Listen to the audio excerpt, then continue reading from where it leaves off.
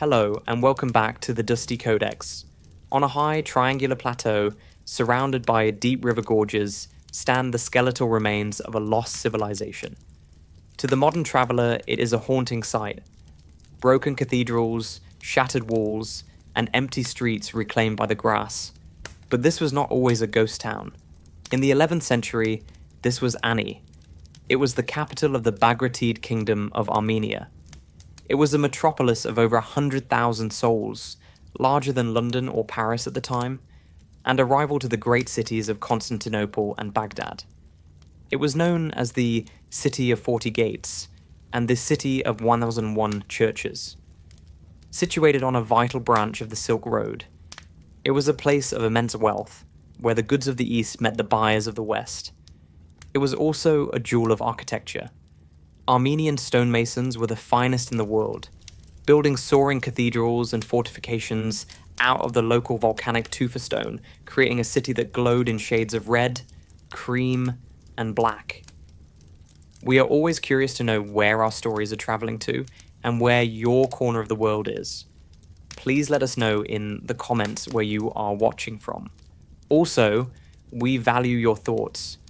If there is a specific detail or angle you want us to cover in future history documentaries, leave us some feedback below. But Ani's beauty hid a fragile reality. By the mid-11th century, the Bagratid Kingdom was squeezed between superpowers. In 1045 AD, through a mix of treachery and pressure, the Byzantine Empire forced the last Armenian king to abdicate.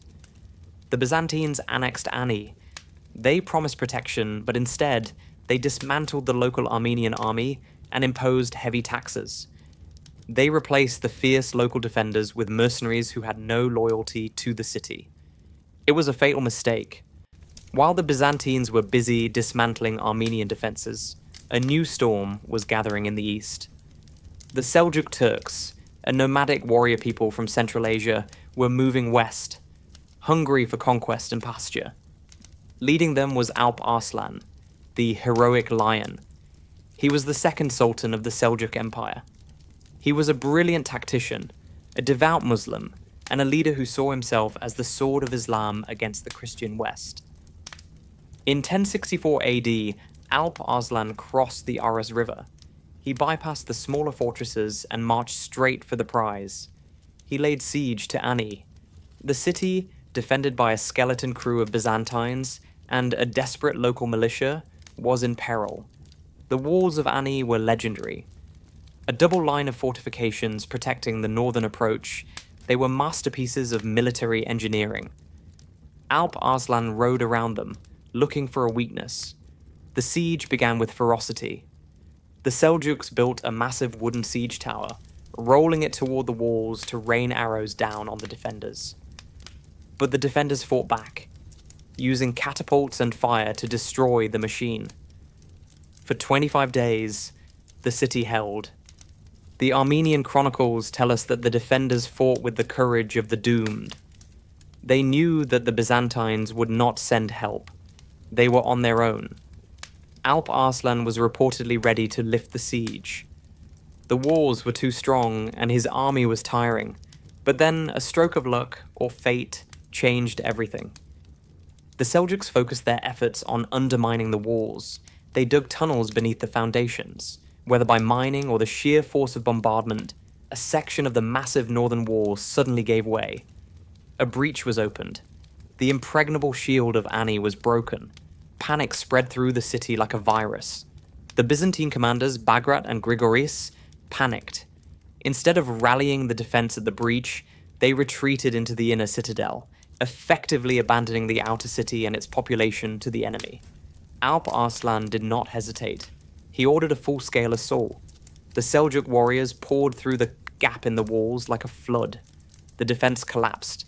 The streets of Ani, once filled with merchants and priests, became a slaughterhouse. The historian Matthew of Edessa wrote that the carnage was so great that the hair of the head would stand on end. It is hard to imagine the terror of that day. Ani wasn't just a strategic point, it was a holy city, a repository of a nation's soul. The people huddled in their 1001 churches praying for a miracle that never came. The fall of Ani was not just the end of a city, it was the end of an era for the Armenian people in their homeland. It marked the beginning of a diaspora that continues to this day.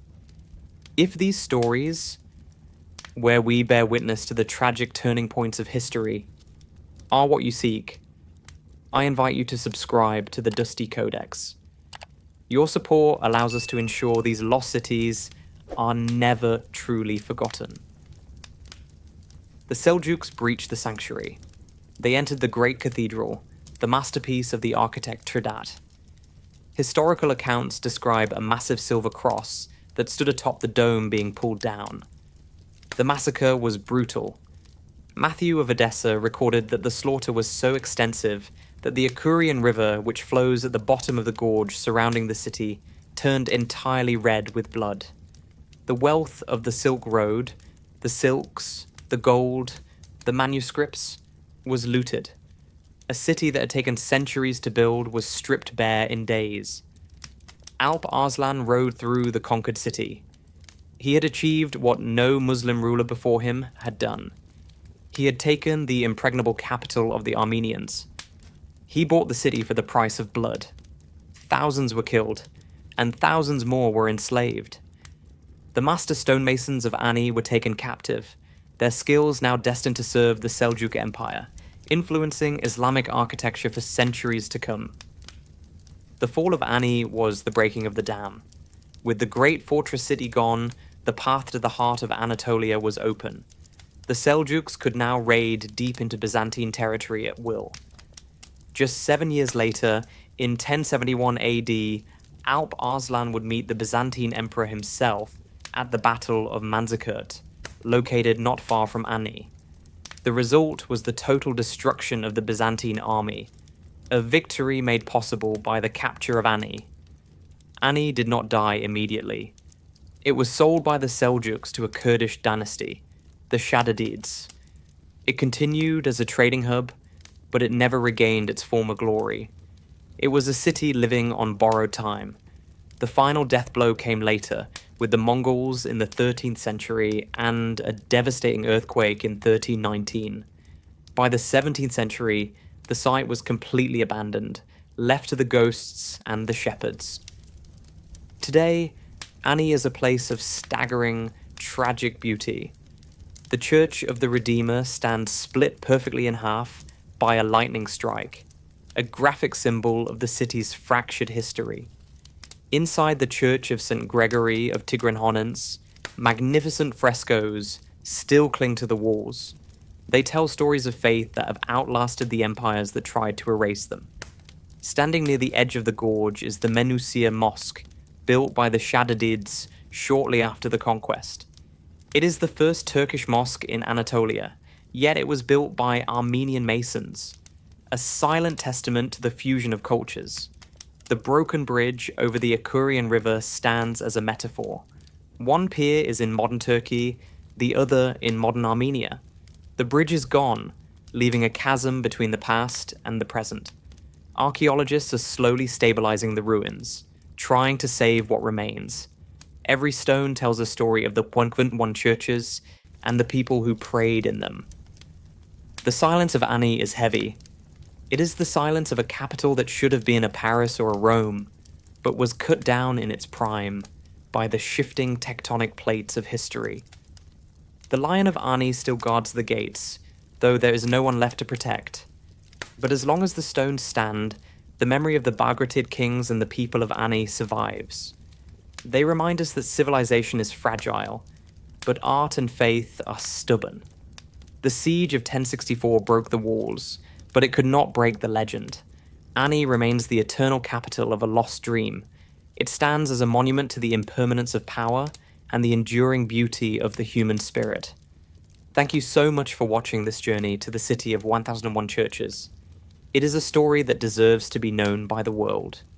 If you enjoyed this deep dive into the lost capitals and tragic sieges of history and want to support our work, please consider liking and subscribing. Until next time, stay curious.